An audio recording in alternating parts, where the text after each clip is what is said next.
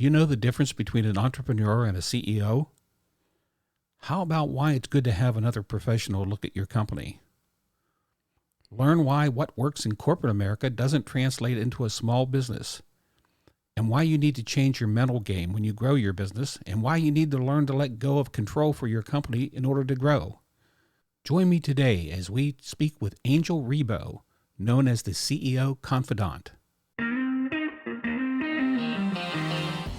Hi, this is Bob Poole. Welcome to the Water Cooler Hangout. For over 40 years, I've been helping people like you grow and prosper. Please join me and my guests as we share real-life stories about sales, marketing, creativity, and leadership. Need help in moving to the next level? Find out how others have done it by listening to the Water Cooler Hangout. Hi, everyone. I'm here today with Angel Ribo. He is known as the CEO Confidant. He has empowered more than 1,500 CEOs in 33 different countries. Born near Barcelona, he has lived in 8 countries and speaks 5 languages.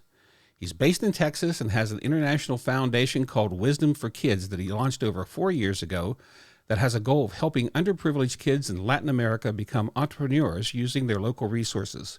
Good morning, Angel. How are you? Good morning. Very well. Thank you for having me. I'm doing great. Thank you. Good. How are things in Texas these days?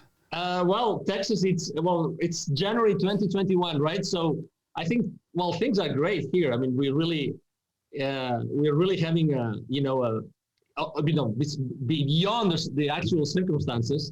I would say things are pretty well. People are going back to work, there's a lot of actually openings. So I think that we're doing pretty well. I actually read the other day that Dallas, the average reopening of offices in the country, in the main cities in the country, is around 26, 28%. In Dallas is almost 50%. Wow. So I guess the economic activity here in Dallas is really ramping up back again. So I guess the commercial real estate people are happy that that's going on. Yes, exactly. Yeah, I mean, as you know, if they compare it to 2019, maybe not so much, but obviously comparing year over year, absolutely. No, the real estate business is picking up again. Yeah, that's great. Here, we still have a lot of vacant buildings, but there are a lot of job openings. If I drive up and down the streets around here, I see signs, which you hardly ever see out in front of, small companies, help wanted, please, kind of thing. I saw one that actually big letters, please, on it. So, and that was that was a manufacturing company. So I guess, they're really, there's plenty of opportunities here if you want to take advantage of them. Exactly. I mean, manufacturing means that, they're building stuff, and this is stuff that people need. So that's good news. Very good news. Yep. So I'd love to hear your story about how you lived in 8 countries and how you ended up settling in Texas and how you got started coaching CEOs. So let's start. Thank you. Yeah, I have to say, although my mom and my dad, they don't speak any foreign language, I have to say that very early on, they wanted me to learn. I mean, as I was born in Barcelona, south of the French border, my mom and my dad early on put me to learn French in school and then English at the same time. So, fast forward, after, when I graduated high school, I was already able to speak fluently both English and French. And I would definitely say that that's one of the reasons why, I was so internationally like-minded. I remember then going to college, and immediately I got involved with international, internships. So I signed up for an organization. Eventually, I became the president of that organization during my college time. And I started having internships in different countries. So every summer I would have an internship in a different country. And I remember that there was one specific country that I liked so much that they actually extended my stay there. I asked for my professors, my teachers, to allow me to be there for longer. That was Finland. So I ended, I finished my college degree, and again, I had so much international exposure that in the 90s, late 90s, I said, okay, so why don't I start my career, and besides having lived for short periods of time in the several countries, why don't I really move out and go to another country? And that, took me to the UK, and then I went to live to Mexico, and then to Cuba, and then eventually to the US. Great, great. And you picked Texas. Yes, that's a good, exactly. The reason why I picked Texas, everybody is asking me, why did you pick Texas? Because actually the company I was working with at that time, they helped me relocate from Mexico to the US. They told me, hey, where would you like to go? And at that time I had a business partner in Mexico, and she's American. She lives in Florida. And she told me, hey, why don't you try a place in the north of Dallas called Plano? They have an extraordinary school district, and I have 3 kids. So at that point in time, 10 years ago, it was really important for me to have a good school district because I wanted my kids, to have a good education. So I flew here. I came for a scouting trip here in Plano, actually live in Plano, north of Dallas. And I had a meeting with that lady and her husband. She was actually one of the deputy superintendents in the district. And I loved everything they told me about the district. So actually it was the school of my kids, which made me move to Dallas, and I could have moved anywhere in the country. Yeah. Oh, very good. Very good. Plano. I have a question for you about Plano. Absolutely. I have been a fisherman most of my life, and there's a company called Plano that makes all kinds of fishing cases and fishing stuff. Are they located in Plano? Do you know? Oh my God, that's a difficult one. Well, I have no idea. We'll have to look it up. Obviously, I will Google it after the interview today. All right. I really don't know, but what I can tell you is that Plano has been attracting so much business in the last 5 years. I mean, you wouldn't recognize it. I know that you've been here in the area because you used to have business here in the area, in the Dallas-Fort Worth area. But Plano has grown so much. I mean, just I think it was 3 years ago, we attracted the headquarters of Toyota. All right. So thousands of people relocated from California. And this is just an example. There are continuously businesses relocating to north of Texas here in the Plano area. So, and again, as I said before, the school district is great. So it's a great place to relocate, to be honest. Yeah, no, that sounds good. Yeah, you mentioned the internships. I was talking to a guy by the name of Trav Bell. You might have never heard of him, but he's also called the bucket list guy. Okay. And I was interviewing him last week, I think it was. And in fact, we did a podcast. It'll be on, I think, next week. And one of the things he said and he recommended, because he's the bucket list guy, is to tell kids, get the internships, get as many as you can. Absolutely. Do one. Do another, and that's what you just said. I mean, that's a great thing. How much did that contribute, do you think, to what you're doing now? I mean, let me tell you a story, because every single one of those internships were amazing. The first one, as I was not very well ranked on that organization in my college, I actually took probably the last or one of the few remaining options for me to go as an internship, and I had to take Czechoslovakia. At that time, it was still a communist country. Right. Okay. So the night I was packing, and my father that was the 80s, 86, 87. My father gave me $300 for an entire month to be in Czechoslovakia, right? I actually was going to the eastern part of Czechoslovakia. And it was an extraordinary story.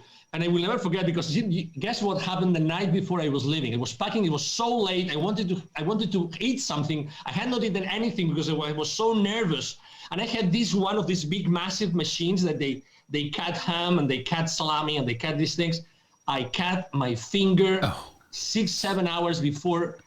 I mean, that's a true story. I still have the scar here on my finger. Yeah. So imagine going to ER and having everything done, and I couldn't hold my luggage because it was so heavy. I couldn't use it was my right hand. Right. Anyway, long story short, I eventually made it to Prague and then to the eastern part, and I stayed on a hostel, a youth hostel, and we were 25, young adults, young men and women, from many different countries in the world.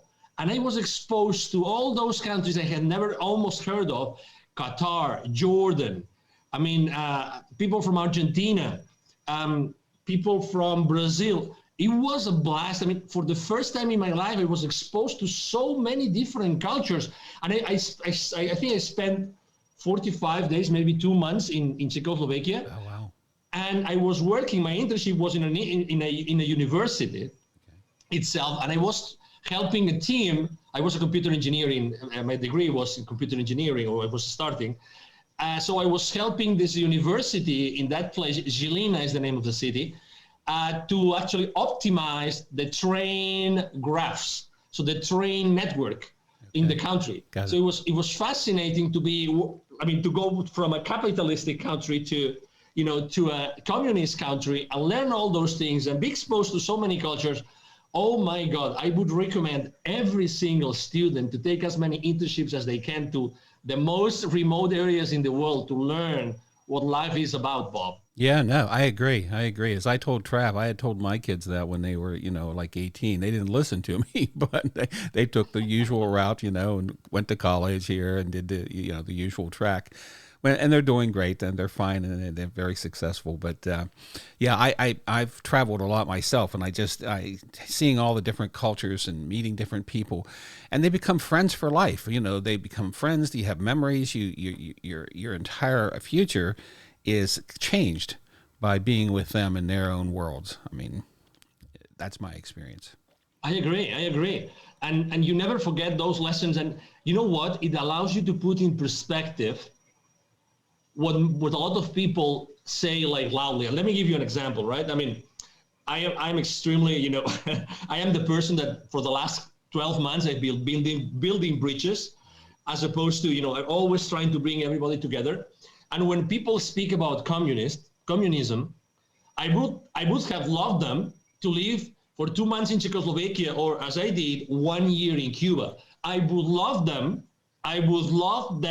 to have that personal experience to really live in a place during that time, right? Because they would really know what they're talking about. Right. It's as you know, you obviously you have a podcast and you know the power of a conversation, you know the power of a word, right?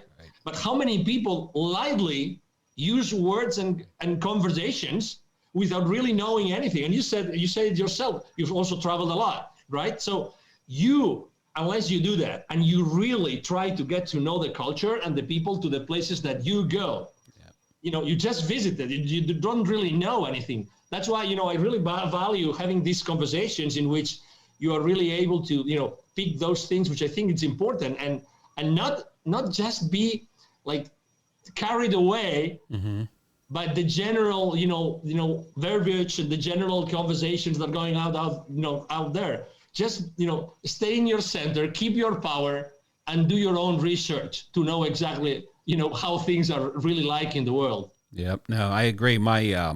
I have a friend who's worked with me for years. She does she's a graphic artist, and she is from a communist country. She grew up in one of I forget now exactly which part of it was might have been Romania when it was communist. But anyway, she has said to me many times the same thing. It's like, people need to have lived and seen, lived under communism before they, are out there saying, this is a good thing.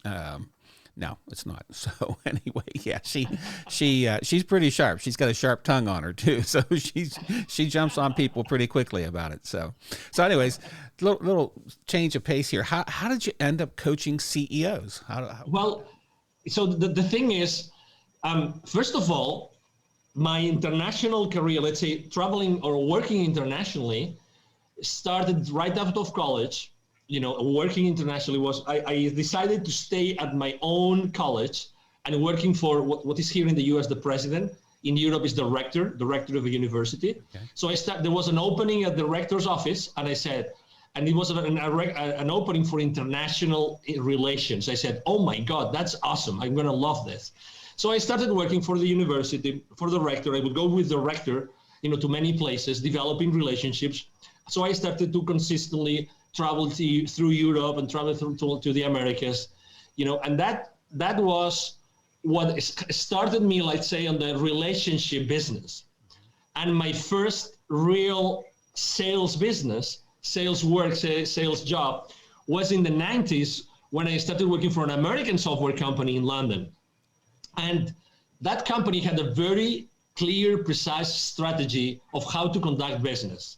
They would call always up in the organizations. Calling up means calling high in the organizations, right. Yep. Meaning that you would always call the C-levels, the CEO, blah, blah, blah. So my first job was actually sitting in London, calling C-level executives trying to get through the gatekeepers as inside sales guy, okay? And I was calling to Spain, to Portugal, to France, and then I started calling to the Nordic countries, even to Germany, and all the time, trying to, talk to the gatekeepers and get past them, and then talk to the CEO. So I was actually setting appointments for my field reps, for my field sales reps. And that's how I started literally becoming comfortable talking to C-level executives and being able to consistently reach out to them. And that started really, like I said, oh my God, so I'm learning this. I mean, talking about making literally hundreds and hundreds of calls every week. Yeah, cold calling CEOs. Yeah, exactly. Yeah, lots of fun. So as soon as I had my first field rep opportunity, I started doing the same. So guess what? When you start doing something so much and so often, you eventually become at some point, up to some extent good doing that. And then you start advising them, right? You start advising them on picking certain technologies, on doing certain things. And that's how I became, let's say, the trusted advisor of the CEOs, because I had become comfortable reaching out to them. And then the value proposition of the companies I was working with was good enough to be able to be at that level all the time, providing them something that would help them both with their businesses and sometimes even with their lives. Because as you know, when you're a salesperson and you become a trusted advisor for someone's business, it's very common that they also ask you, hey, what would you do in this other area of my life? Because you're just someone that they trust. Speaking of relationships, it's the exact same thing. It's not that important in which industry you work. What is really important is that you are able to develop those relationships of trust that eventually will help both. I mean, we are not perfect. Even if you have a very successful business or a very successful life, we are all flawed. I mean, it is what it is. Yeah. We still have those fears. We still think, there's certain things, we have some certain, limiting beliefs. And you said it. I mean, I have 3 kids, you have kids.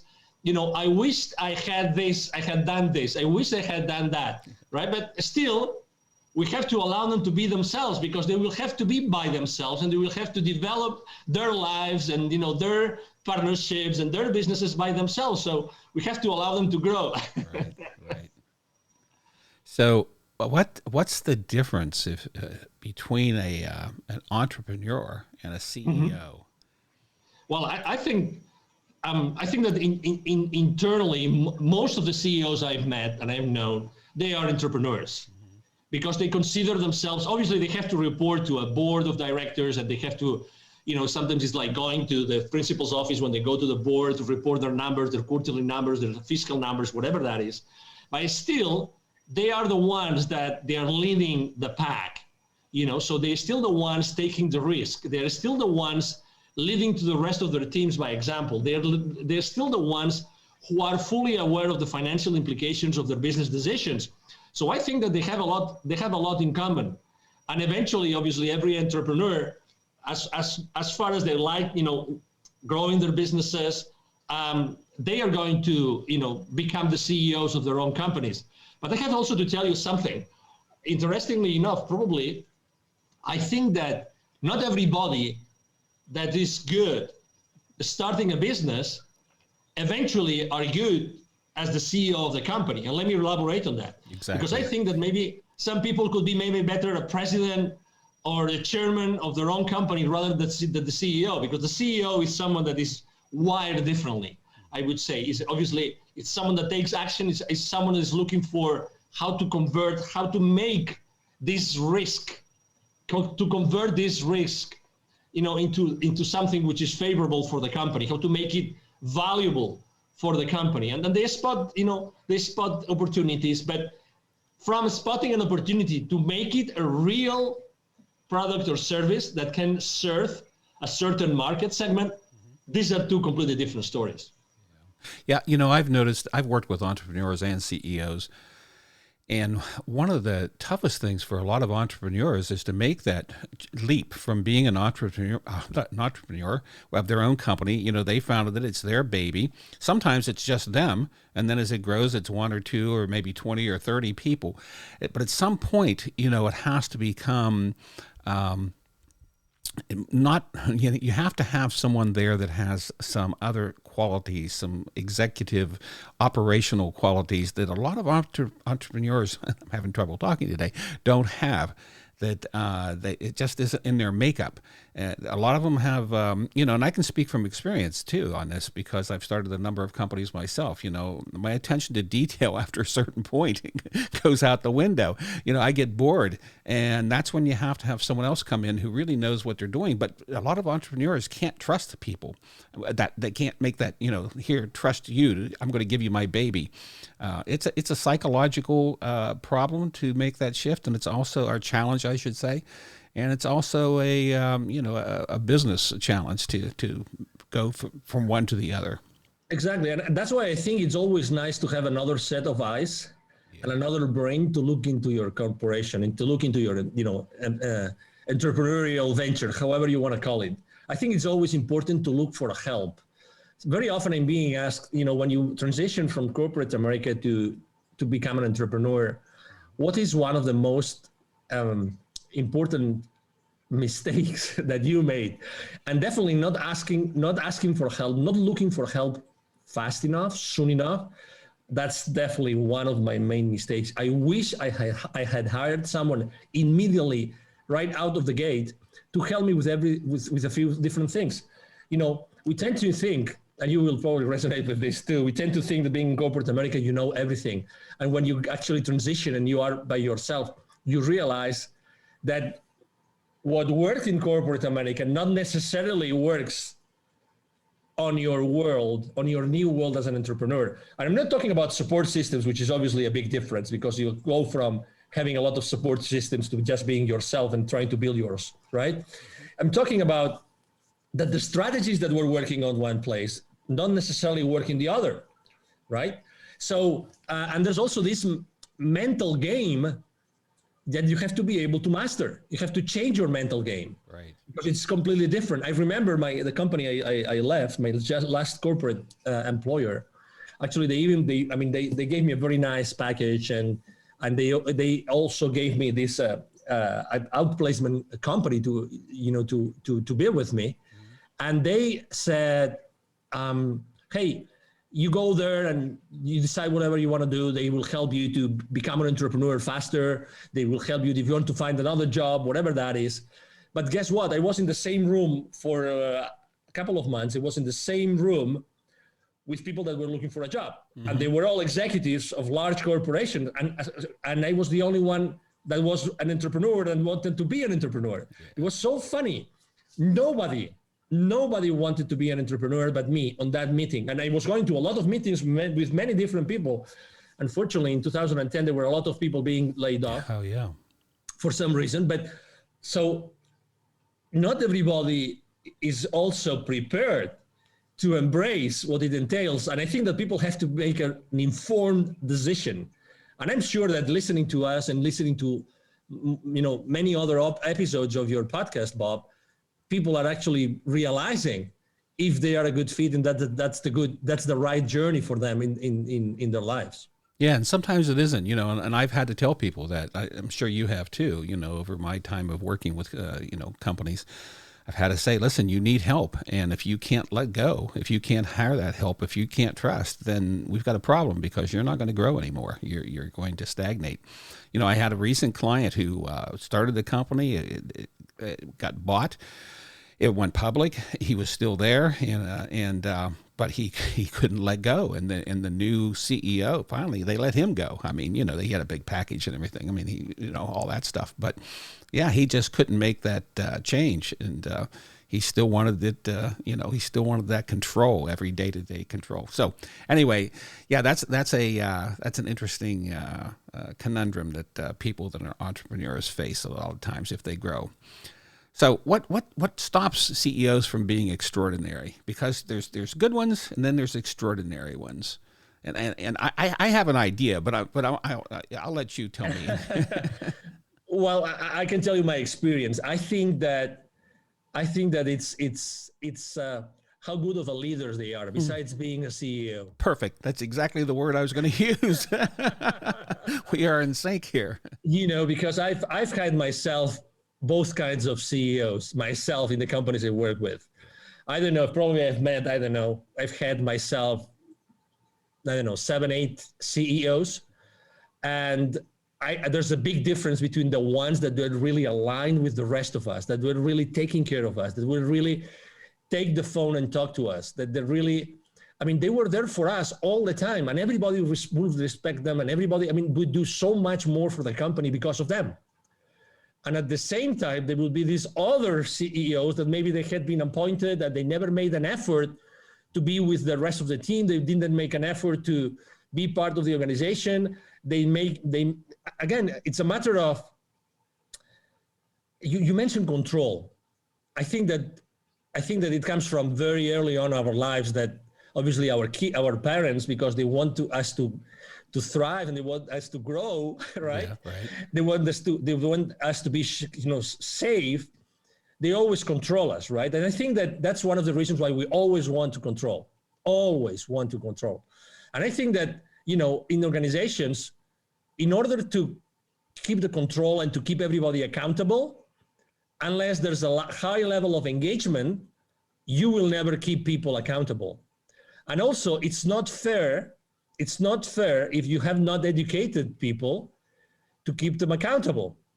So again, how much does a CEO, how much of his time does a CEO take to really be the leader of that team, to really educate that team, to really make a difference by educating that team, so that team is extremely engaged, so that then he's earned or she's earned the right to keep everybody accountable. Right. But it's not the other way around. And that's definitely what I have always seen in organizations. Yeah, I've seen a lot of organizations that someone gets appointed, like you were saying, or they, and I'm going to say this, they come up through finance or something like that, and they're put in charge of a company that, their primary goal of the company is to sell products. And this person has no time in sales, no time in marketing, and, came up through, the bean counter, basically, if you will. And so one day they're the CEO. Now, I saw this happen in a Fortune 100 company. I'm not going to name the name of it, but a Fortune 100 company. And I actually spent 3 hours sitting next to, I was a captive on a bus, if you will, going to the Olympics when it was in Lake Placid. I sat next to the CEO. He had just gotten into that job, but he'd been with the company a long time, but he came up through finance. Right. And in 3 hours, we've had more conversation right now in the 20 minutes than I had in 3 hours with him. He just could not relate. He wasn't, he just couldn't carry a conversation. And I don't think he liked salespeople. I think that was, I think there was a trust issue with salespeople and marketing. It was just outside of his, his box, so. Yeah, and he didn't do well either. That was he didn't? No, didn't do well. It was a few years, and they sold that whole division off of that Wow. Fortune. Yeah, so leadership is the key. That's the difference, I think, between good CEOs and the great CEOs. Yeah, we need more leaders today. Totally, and not only in corporations. I think we need more leaders all over the place. Yeah, definitely. And also, I would like to say leaders that really walk the talk, really that walk the talk. I think we started the conversation talking about the same thing, walking the talk, right. Walking the talk. Do they really walk the talk? Don't take anything by its face value. One of my obsessions with my kids is don't take anything by the face value. Do your own research. Let me tell you an example. One of my kids, his science fair project last year was on a very controversial subject. Very controversial. It took to us almost 2 months to get it approved to the school district. Let me tell you what the subject was. Yeah, I need to know. Yeah. The art of manipulation. Oh, okay.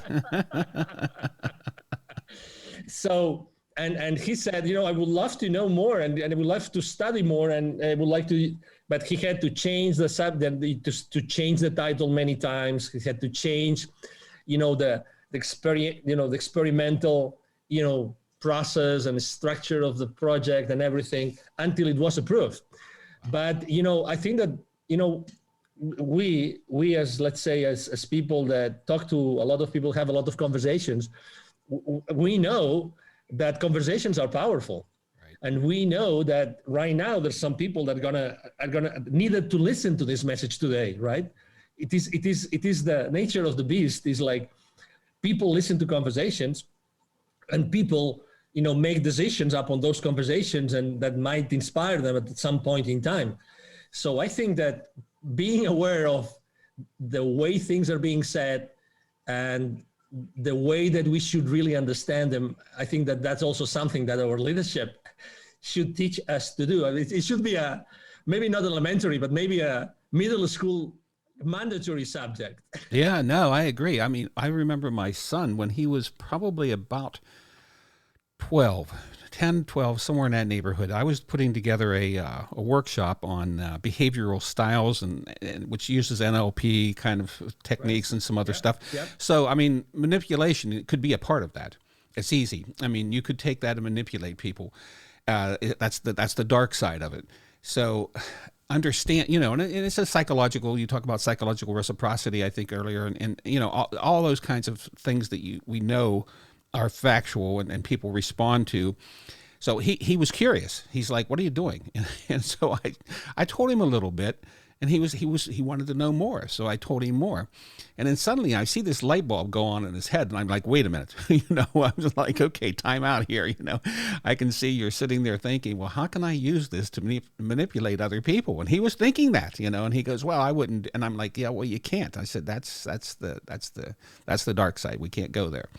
So I think teaching people, I think what you're saying, the power of words and the power of understanding what the meaning in words, it would be a great thing they should teach, among a few other things, but we'll save that for another day.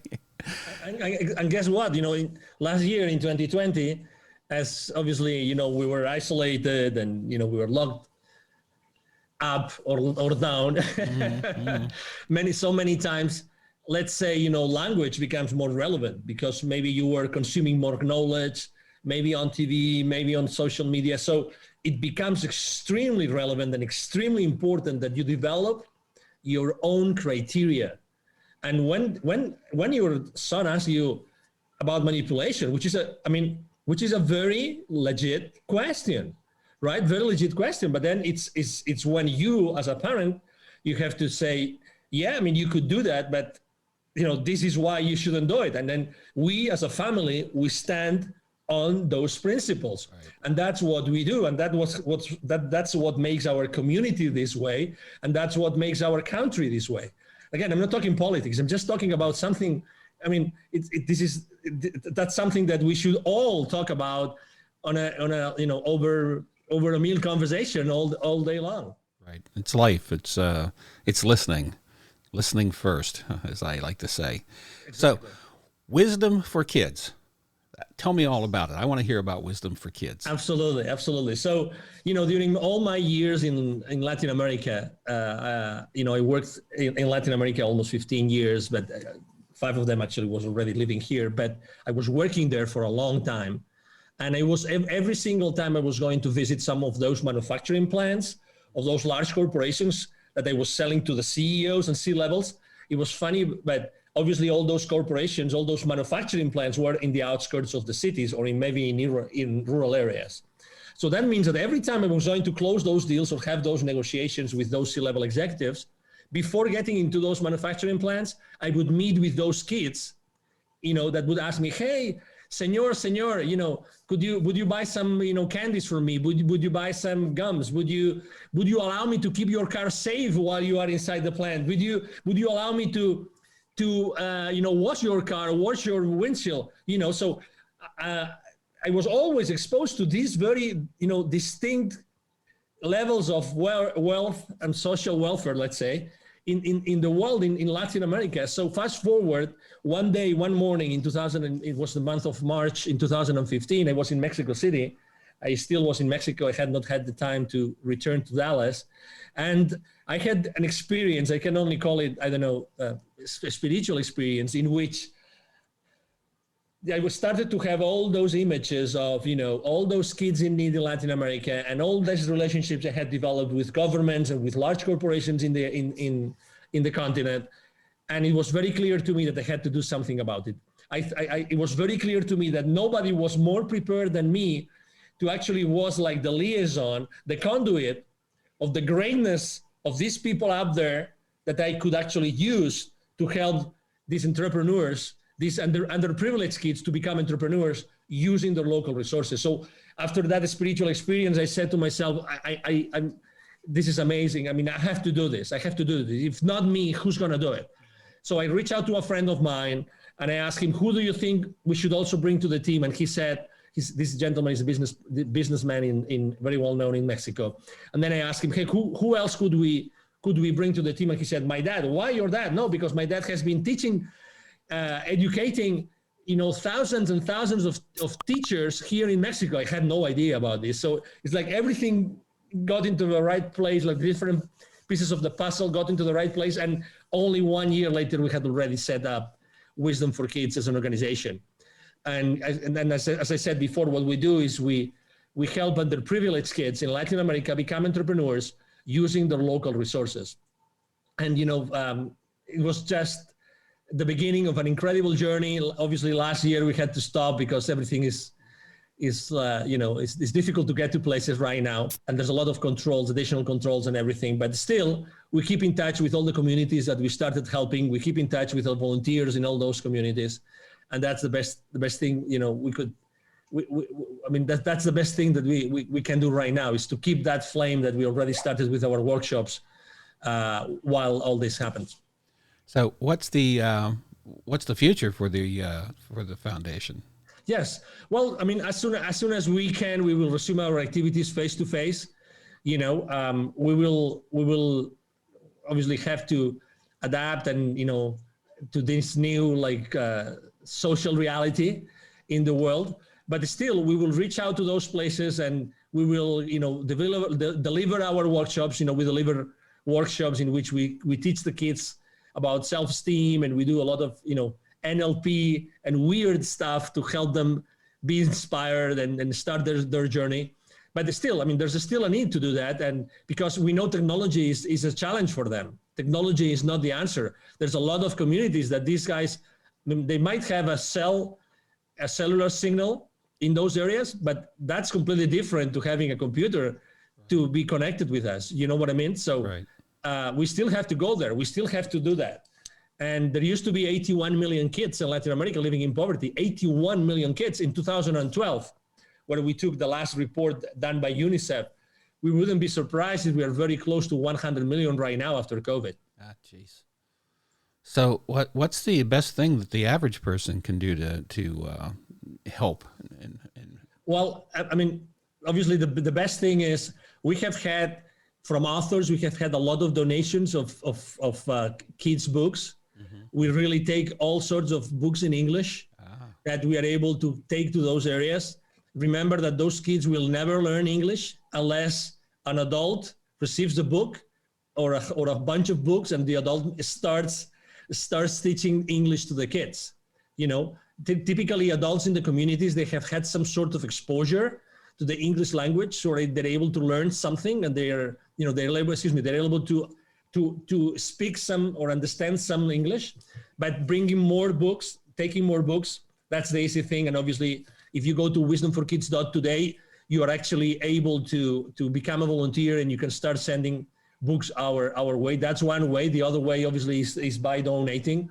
Starting a kid in his entrepreneurial journey, it only costs $10. Really, that only that. So it's very, very, we are very effective with what we do, and using the money that we get. You can also make a donation on our website, on wisdomforkids.today website. And if you know communities already in Latin America, and you know communities where we could, reach out to and talk to them, to talk to the community leaders and set up some sort of activity face-to-face down the road, we would love to do that too. Okay. Well, I will definitely put the that link in the show notes. We'll have it in the show notes. And how do people get hold of you? Thank you. Yes. So the easiest way is to send me an email. I respond all the emails, either my team or myself. The email address is very simple. It's Angel, as in heaven, right? Angel, ANGEL, at angelribo.com. Ribo is my last name, spelled R-I-B as in boy, O.com. So it would be angel at angelribo.com. And another very easy way to reach out to me is to go to LinkedIn. I'm very active on LinkedIn. I post every single day. I engage on all the conversations, all the comments, all the messages. Again, I really believe in the power of a conversation, because you never know what that conversation is going to go. So, and those are the two easiest ways to reach out to me. Okay, good. We will definitely put all that in the show notes too. So I guess one last question here. So at this point of your career, what are you most proud of? What's your proudest moment? Probably having been able to travel so much, having been able to speak to so many people. I still get messages from time to time today of people that at some point I helped, I trained, I advised, I met, and they say, yes, I still remember you. And I will always remember your teachings. We are not really fully aware of the footprint that we are leaving behind. Really, we're not aware. Yeah. There's so many things that we have done great in our lives that we have forgotten. There's so many people that we have influenced, that we have impacted positively in our lives. And that's definitely the thing that I'm probably the most proud, and that's probably the reason why, if I can teach something to my kids, would be, make sure that you keep a nice Rolodex growing up, that you remember all your friends in elementary, all your friends in middle school, so that, you keep in touch with them and you grow together and you help each other together. Because if something I've learned since, all this Corona madness started, is that we as human beings, we have to get together much more than ever before in the history of humankind. I agree. It's been a pleasure talking with you today, and I thank you very much for being here. Likewise, Bob. Thank you very much for having me, and obviously thank you everybody who's been patient enough to listen to us today.